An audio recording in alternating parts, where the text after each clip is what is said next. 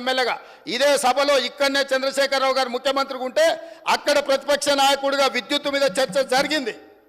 ఆనాడు సమాధానం చెప్పలేక తెలంగాణకు చీకటి రోజులని పేపర్లు కింద కొట్టి ఆనాడు స్పీకర్ గారికి ఇక్కడి నుంచి హుకుం జారీ చేసి మార్షల్స్ను పెట్టి నా నీడ్చి బయటపడేపించింది. అధ్యక్ష రికార్డులు తీయండి. 2014-15 సందర్భంగా ఆనాడు ఇదే సభలో జరిగిన చర్చలో చంద్రశేఖరరావు గారు ఏ విధంగా సభను తప్పుదోవ పట్టిస్తుండు, ఏ విధంగా ప్రజల్ని మభ్యపెడుతుండు, ఏ రకంగా కాంగ్రెస్ పార్టీ ఆ రోజు నేను తెలుగుదేశంలో ఉన్నా నేను స్పష్టంగా చెప్పిన ఆ రోజు రికార్డులు తీయండి అధ్యక్ష, మీరు సభను వాయిదా వేయండి, అవసరమైతే ఆ రికార్డులు తీద్దాం.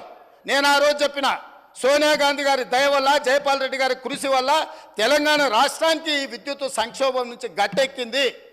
నేను తెలుగుదేశం ఎమ్మెల్యేగా ఉన్నా వాస్తవాలను చెప్పాలి అని చెప్పి అక్కడి నుంచి నేను తెలుగుదేశం ఎమ్మెల్యేకి ఈ సభలో మాట్లాడితే ఈ సభ్యుడు వాళ్ళని పొగడతాడా, మార్షల్స్ని పెట్టి ఈడ్చి